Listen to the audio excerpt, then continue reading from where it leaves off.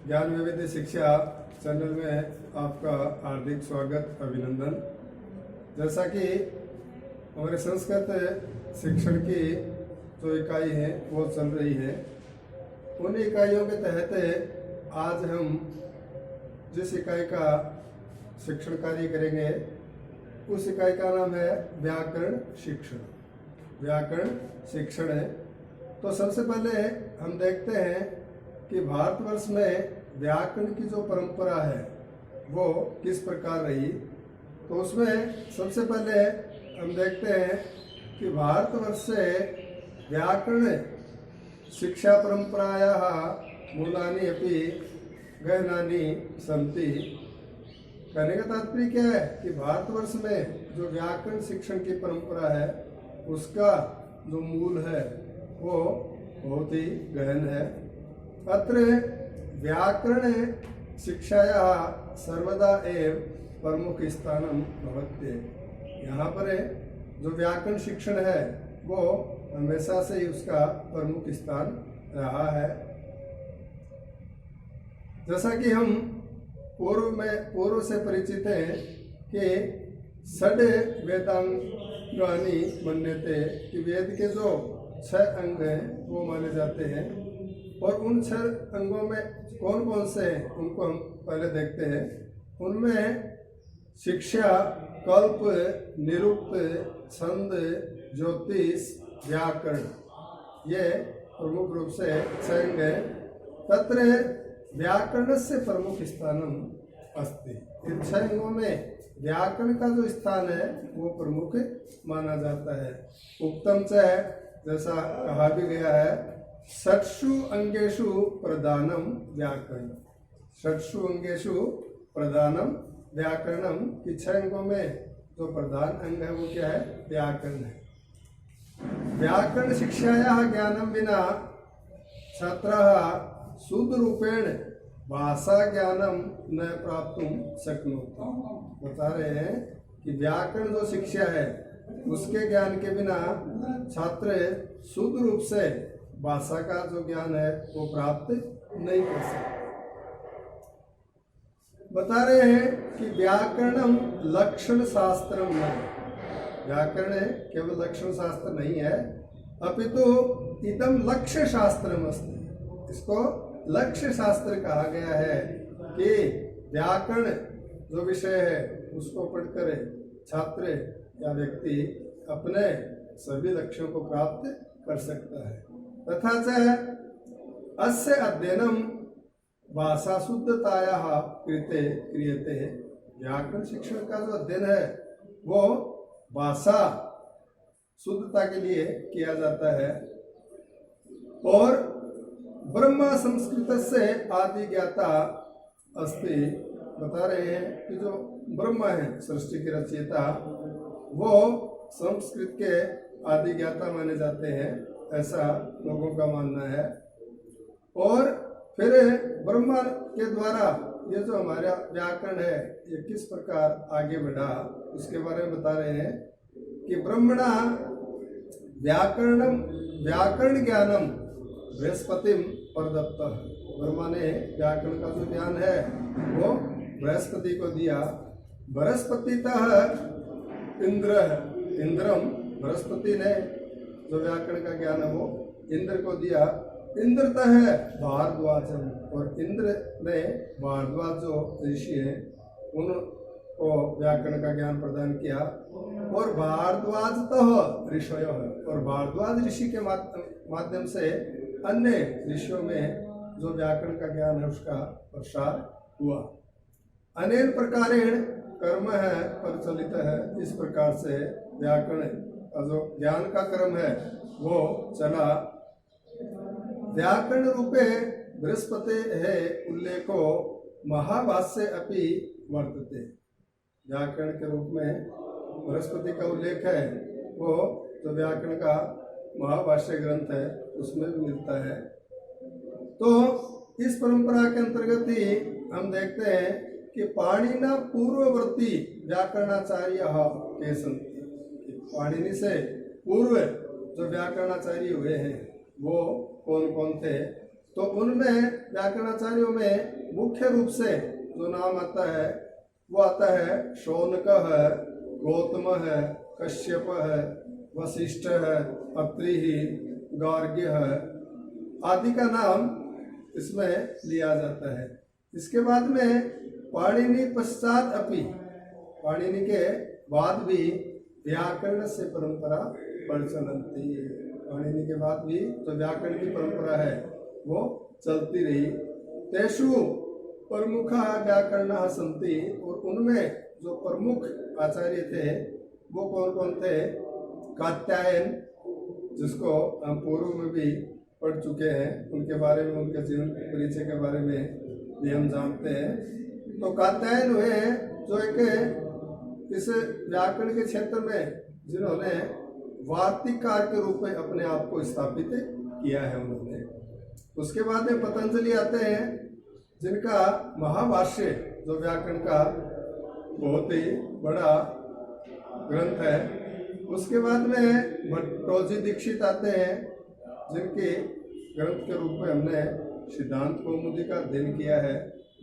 उसके बाद में वरदराज आते हैं जिनके ग्रंथ का भी अध्ययन हमने किया है या कर रहे हैं, जिनके ग्रंथ का नाम है लघु सिद्धांत कौमुदी। उसके बाद में आते हैं नागेश भट्ट जिनकी 2 रचनाएं हमने पढ़ी है उच्च कक्षाओं में आचार्य में, जिनका नाम है परिभाषेन्दु शेखर और लघु शब्देन्दु शेखर है। ये उनकी नागेश भट्ट की 2 व्याकरण के बहुत ही अच्छे ग्रंथ हैं। उसके बाद में आते हैं पौड भट्ट।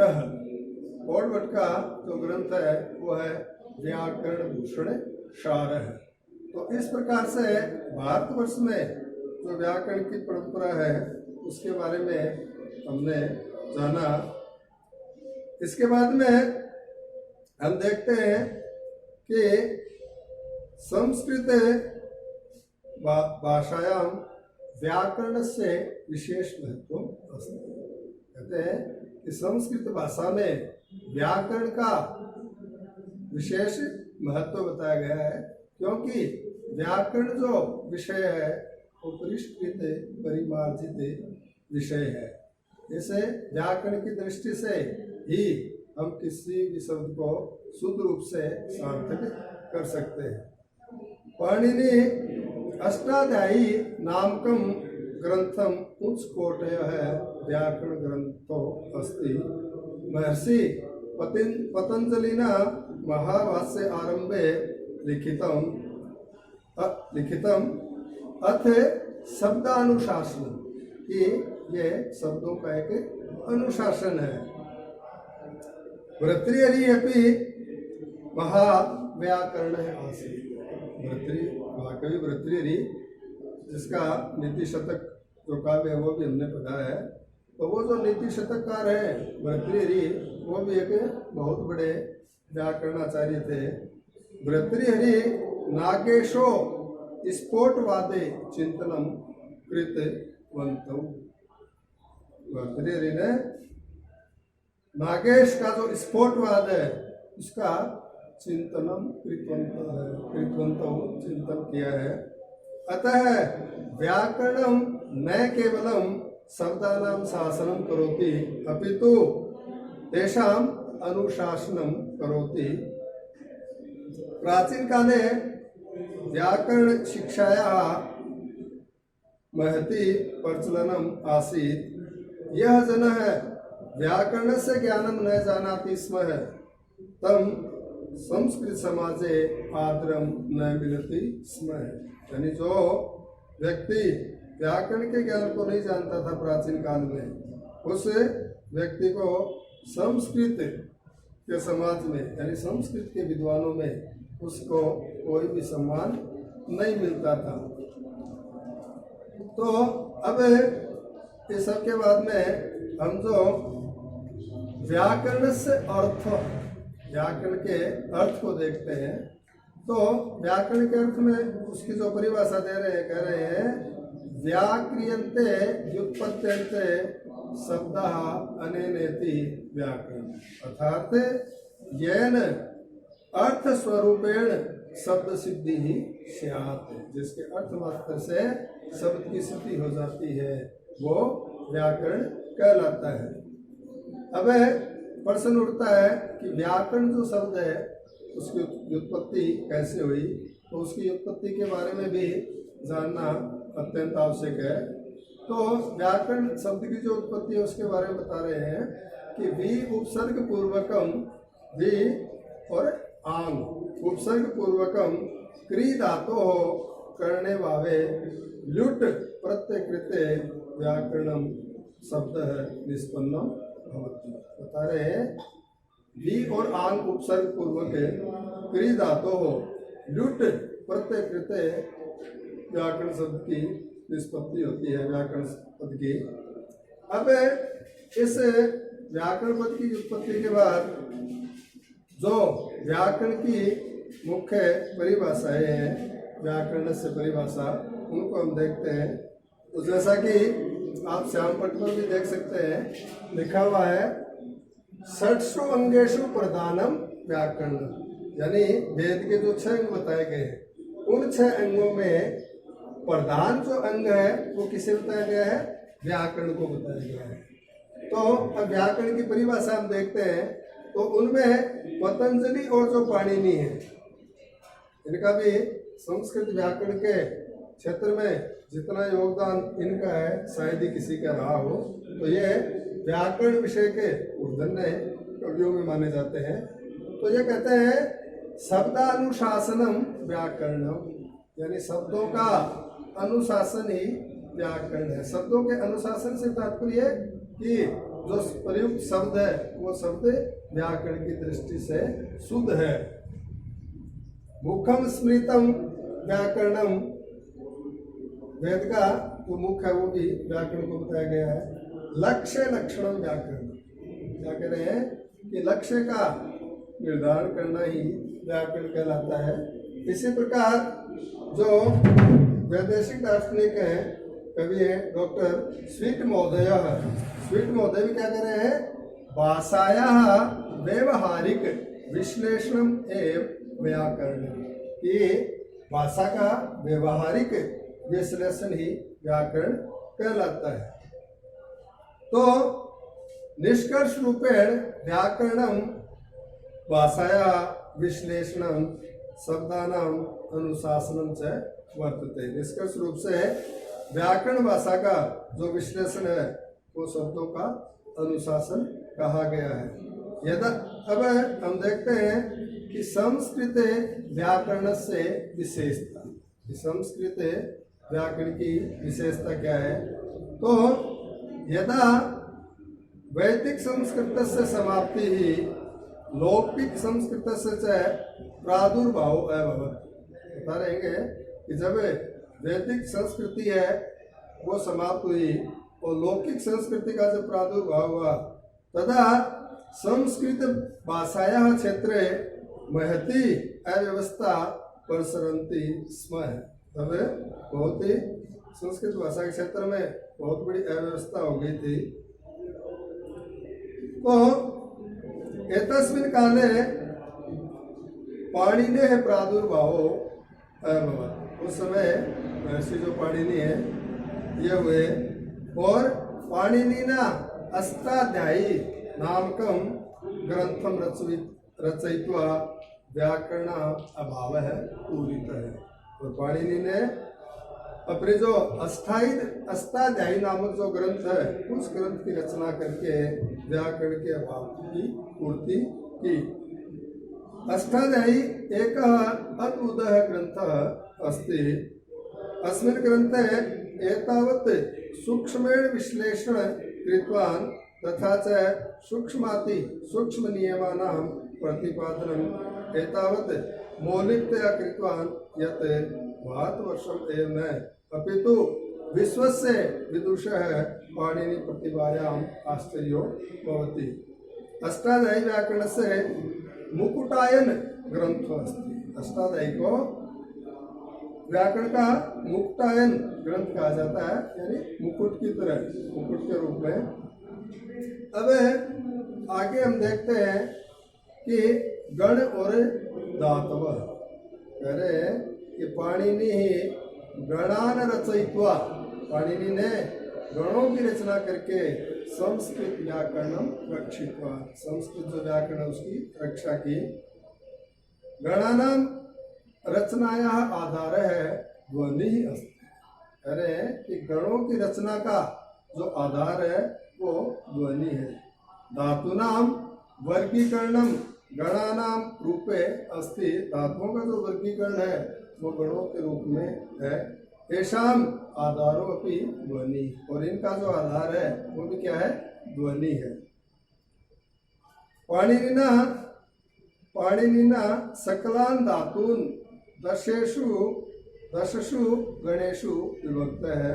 पाणिनि ने समस्त धातुओं को 10 गणों में विभक्त किया है, जिनको पूर्व में भी आप इनके द्वारा रचित ग्रंथों में पढ़ चुके हैं कि 10 धातुएं कौन कौन सी, धातुएं कौन कौन सी और 10 गण कौन कौन से हैं।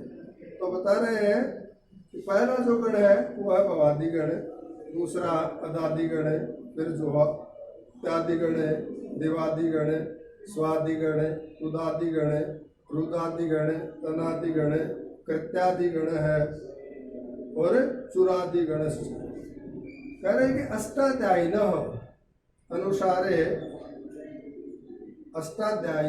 अनुसारम संस्कृत में 1944 धातुएं संति। 1944 धातुएं बताई है। ये येषु दशेषु गणेशु विभक्तो संति, और ये जो 1944 धातुएं हैं ये इन 10 गणों में विभक्त है। और संस्कृत 117 धातवः भवादय संति, जो 117 धातु है वो भवादि गण की मानी गई है। भवादि धातूनां ज्ञानेन एव छात्राः संस्कृत वाक्यानि सरलतया लिखितुं शक्नुवन्ति। बता रहे कि भवादि गण की जो धातुएं हैं उनके ज्ञान से ये छात्र जो है वो संस्कृत के जो वाक्य है उनको सरलतया आसानी से लिख सकते हैं। आगे इसी क्रम में हम बात करते हैं संधि के विषय में। तो कहते हैं संस्कृते संदेह महत्वपूर्ण स्थानम अस्ति, कि संस्कृत में संधि का महत्वपूर्ण स्थान होता है। तस्याभावे छात्रा, अगर को संधि का ज्ञान नहीं है तो उसके अभाव में छात्र संस्कृत भाषा का अमृत पान करने में असमर्थ रहते हैं। संस्कृत से परंपरा अस्ति यत्, संस्कृत की परंपरा रही है कि लिखित संस्कृत में संधि ही अनिवार्य रूपेण भवेत्। जैसा कि कहा भी गया है, सहितैक पदे नित्या धातु विसर्गयो हो नित्या समाके वाक्य तु सा विवक्षाम अपेक्षते। अब संधि के बाद में हम देखते हैं समास। तो समास प्रकरण भी हम पहले पढ़ चुके हैं और समासों के बारे में भी हम पढ़ चुके हैं कि समास की परिभाषा क्या है, समास कितने होते हैं। लेकिन उनकी पुनरावृत्ति के लिए हम थोड़ा सा सूक्ष्म रूप से इनको देख लेते हैं। तो सम सनम समास है, ये समास की परिभाषा बताई गई है। तो कह रहे हैं कि संदेह अतिरिक्तम समासम अपि, संधि के अतिरिक्त समास भी संस्कृत से स्वकीय विशेषता अस्ति, संस्कृति स्वयं की एक विशेषता है। अन्यासु भाषासु अपि समासस्य लक्षणानि पश्यन्ति। अब जैसा कि पूर्व ज्ञान के आधार पे हमें पता है कि संस्कृत समासस्य चत्वारः भेदाः सन्ति, संस्कृत में समास के 4 भेद होते हैं। अव्ययीभाव समास है, तत्पुरुष समास है, बहुब्री समास है और द्वंद्व समास है। अब हम देखते हैं कि अव्ययीभाव जो समास है वो क्या है, उसकी परिभाषा क्या है। तो हम देखते हैं कि पूर्व पद प्रधानम अव्ययी भाव है, यानी जिस समास में पूर्व पद प्रधान होता है वो अव्ययी भाव समास कहलाता है।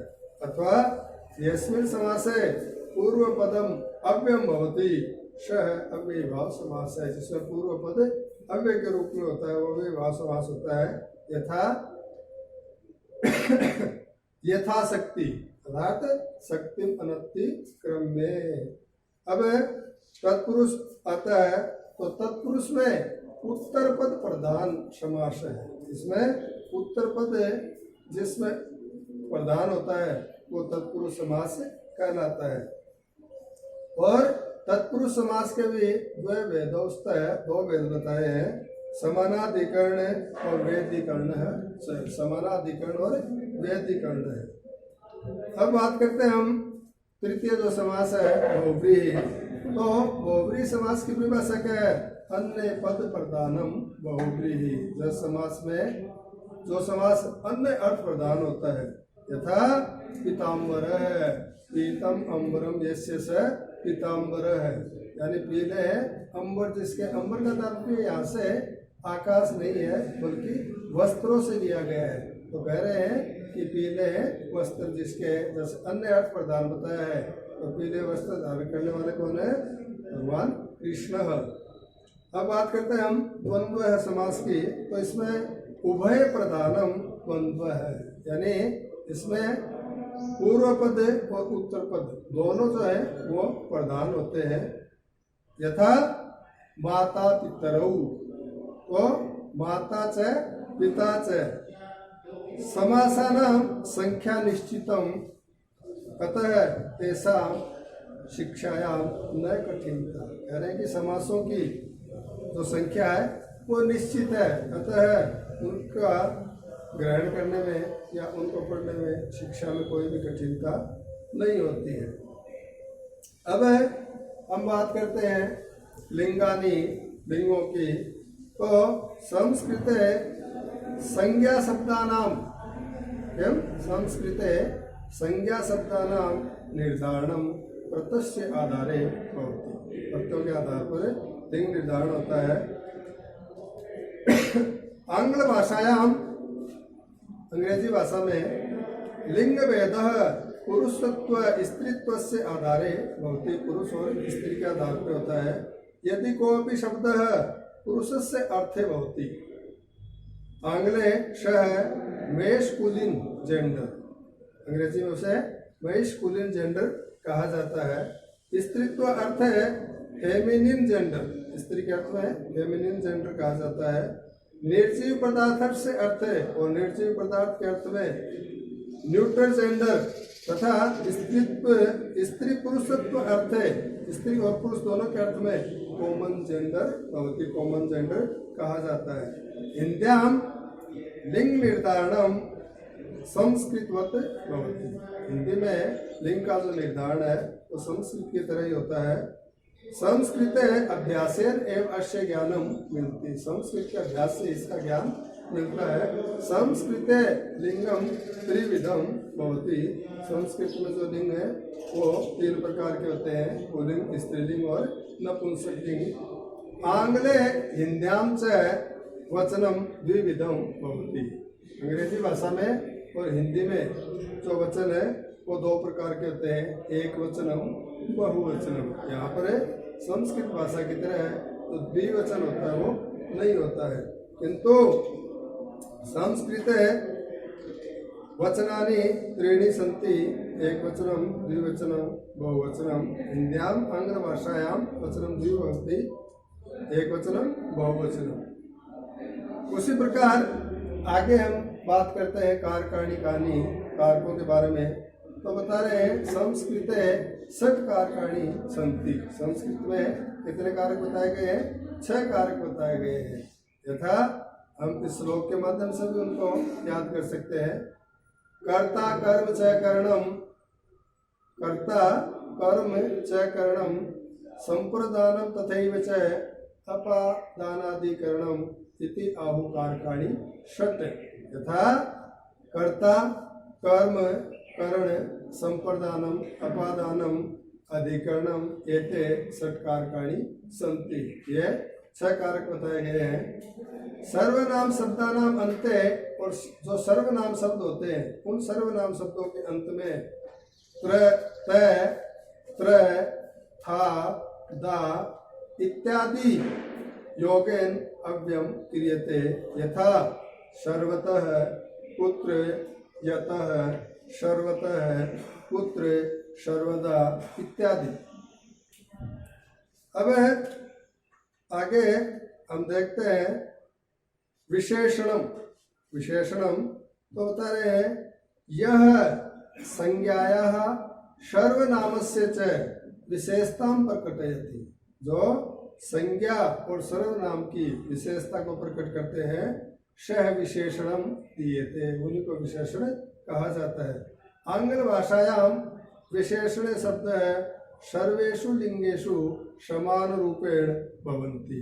बता रहे हैं कि आंग्ल भाषा में विशेषण शब्द सभी लिंगों में समान रूप से होता है। हिंद्याम केचन शब्दाः एकेन एव भवन्ति, और हिंदी में कुछ शब्द ऐसे हैं जो एक जैसे ही होते हैं। कतिपयेषु रूपेषु लिंग वचनानुसारेण परिवर्तनम जायते। संस्कृते अनिवार्य रूपेण विशेष्य अनुसारम एव विशेषणस्य लिंग वचनम निर्धारितम भवति। संस्कृते क्रिया 10 लकारेषु विभक्त है। संस्कृत में जो क्रिया है वो 10 लकारों में विभक्त है। हिंद्याम 5 लकाराणाम प्रयोग होती, लेकिन हिंदी में 5 लकारों का प्रयोग होता है। अतः छात्राणाम कृते 5 लकाराणाम स्मरणम आवश्यकम अस्ति। इसलिए छात्रों के लिए 5 लकारों का ज्ञान होना आवश्यक है। अब बात करते हैं हम उपसर्ग है, उपसर्ग की। तो कहते हैं संस्कृत उपसर्ग अमूल्य निधि ही अस्ति। संस्कृत में उपसर्ग है वो अमूल्य निधि है। यह शब्दांश, ध्यानेन श्रूयताम्, यह शब्दांश है शब्दानाम धातूनां वा पूर्वम प्रयुक्तम भवति। पुनः यह शब्दांश है शब्दानाम धातूनां वा पूर्वम प्रयुक्तम भवति तद उपसर्गो भवति। बता रहे हैं कि जो शब्दांश शब्द और धातु से पूर्व में प्रयुक्त होता है वह उपसर्ग कहलाता है। यथा संहारः, यहाँ पे देखिए सम प्लस हार है, सम उपसर्ग है जो शब्दांश के पूर्व में प्रयुक्त हुआ है, तो संहार का सम प्लस हार है। शब्दांश उपसर्ग से योगे तत्र विकारो होती। शब्द के अंश में जहाँ पर विकार होता है, शब्दांश उपसर्ग से योगे तत्र विकारो होती। संस्कृते 22 उपसर्गाः संति। संस्कृत में जो उपसर्गों की संख्या है वो कितनी बताई है? 22 बताई है, जिनको पूर्व कक्षाओं में भी आप पढ़ चुके हैं। यथा प्र, प्रा, अप, शम, अनु, अव, निश, निर, दुष, दुर, भी, आन, नि, अभि, अपि, अति, शु, उत, प्रति, परि, उप और अधि। इस प्रकार से यह 22 उपसर्ग होते हैं। बता रहे हैं उपसर्गाणाम योगे, उपसर्ग के योग में धातुनाम अर्थ परिवर्तनम चाहते। धातुओं के अर्थ में परिवर्तन हो जाता है। यथा हरति शब्द है, उसमें अगर हम भी उपसर्ग लगा देते हैं तो वो क्या बन जाता है? बी हरति, यानी शब्द में के अर्थ में पूर्णतः बदलाव हो जाता है। उसी प्रकार हरति में अगर प्र उपसर्ग लगा देते हैं हम तो वो क्या बन जाता है? प्रहरति। और उसी प्रकार अप उपसर्ग लगा देते हैं तो वो क्या बन जाएगा? अपहरति। अब आगे जो हम देखते हैं व्याकरण शिक्षण से उद्देश्यानिकानि भवन्ति। देखिए, पहले भी हम पढ़ चुके हैं कि उद्देश्य के बिना मूर्ख व्यक्ति भी अपने कार्य की ओर परिवर्तित नहीं होता है। तो हम तो यहाँ जो बुद्धिजीवी लोग हैं उनकी बात कर रहे हैं।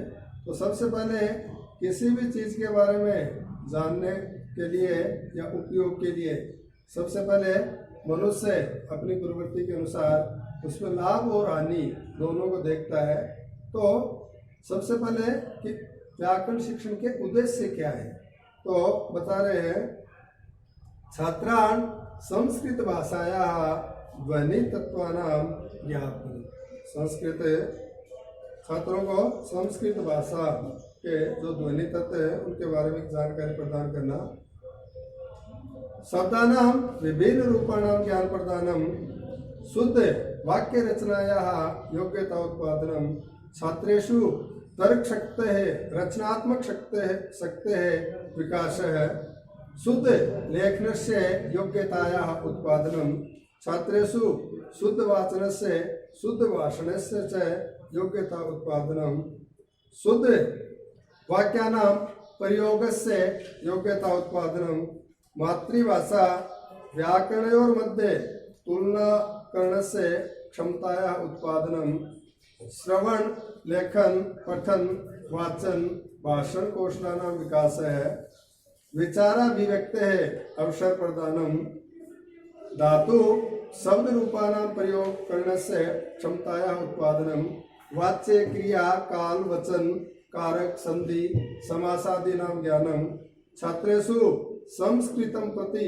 अनुरागोत्पन्न करणम, व्यवहारिक ज्ञान प्रदान करणम, छात्राणां शब्दकोशे अभिवर्धनम, धातूनां विभिन्न रूपाणां ज्ञान प्रदानम, संस्कृत व्याकरणस्य परंपरायाः ज्ञान प्रदानम, और हिंदीतः संस्कृते संस्कृततः हिंद्याम् अनुवाद करणस्य क्षमतायाः उत्पादनम। तो इस प्रकार से हमने जो संस्कृत व्याकरण के जो उद्देश्य है वो देखे। अब आगे देखते हैं कि संस्कृत जो शिक्षण है उस संस्कृत शिक्षण में भी जो व्याकरण शिक्षण है उस व्याकरण शिक्षण से महत्व उपयोगिता च, कि संस्कृत व्याकरण जो शिक्षण है उसका महत्व और उपयोगिता क्या है। तो सबसे पहले बता रहे हैं कि व्याकरणम भाषायाः एका भाषायाः परिनिष्ठित रूपाय व्याकरण ज्ञानम अनिवार्यम अस्ति। द्वितीय जो महत्व बता रहे हैं वो बता रहे हैं कि नूतन शब्दानां निर्माणार्थम व्याकरण ज्ञानम आवश्यकम। अगला जो बता रहे हैं कि संस्कृत भाषा अनेकाशां भाषाणां जननी, अतः सर्वेषां भाषाणां शब्द निर्माणं केवलं संस्कृत व्याकरण ज्ञानेन एव प्राप्नुवन्ति। दूसरा, सर्वासु भारतीय भाषासु अधिकांशतः संस्कृतस्य एव सन्ति, ते शुद्धा अशुद्धा वा इति ज्ञानं केवलं व्याकरण ज्ञानेन एव भवति।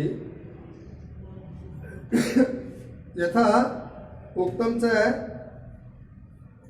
संस्कृते व्याकरणं वेदस्य मुखं कथितं, यथा छन्दः पादौ तु वेदस्य मुखं व्याकरणं स्मृतं, ज्योतिषाम् ऐनं चक्षुः निरुक्तं श्रोत्रम् उच्यते। रामायणे भी उक्तम यते, जैसा कि रामायण में कहा गया है, नूनं व्याकरणं कृष्णेन एनं बहुधा श्रुतं बहु व्याहर्तानेन न किंचि पदभाषितम्। अतः निष्कर्ष रूपेण वयं कथयितुं शक्नुमः यत् संस्कृत शिक्षायाः कृते व्याकरण शिक्षणस्य महती आवश्यकता वर्तते। इसलिए निष्कर्ष के रूप में हम कह सकते हैं कि संस्कृत शिक्षण के लिए व्याकरण शिक्षण की बहुत ही आवश्यकता होती है। अब आगे व्याकरण शिक्षण का जो महत्वपूर्ण बिंदु है उसके बारे में हम चर्चा करते हैं। वो क्या है? व्याकरण शिक्षणे प्रयुक्त पर विधय है, अर्थात व्याकरण शिक्षण में प्रयुक्त होने वाली जो शिक्षण विधियां हैं उन विधियों के बारे में हम जानकारी करते हैं। तो व्याकरण शिक्षण से विधय द्वयोः भागयोः विभक्तुं कर्तुं शक्नुमः। प्रथमं पारंपरिक विधय है, द्वितीयं च आधुनिक विधय है। व्याकरण शिक्षण की जो विधियां हैं उनको हम मुख्य रूप से दो भागों में विभक्त कर सकते हैं, जिनमें जो पहला भाग है वो है पारंपरिक विधि और दूसरा वो है आधुनिक विधि। अब इन व्याकरण शिक्षण में प्रयुक्त होने वाली जो भी विधियां हैं इन विधियों के बारे में हम आगे का जो हमारा व्याकरण शिक्षण का भाग होगा उसमें चर्चा करेंगे। व्याकरण शिक्षण में प्रयुक्त होने वाली विधियां, उन विधियों के उद्देश्य, उन विधियों के दोष, इनके बारे में हम अगले भाग में अध्ययन करेंगे। धन्यवाद।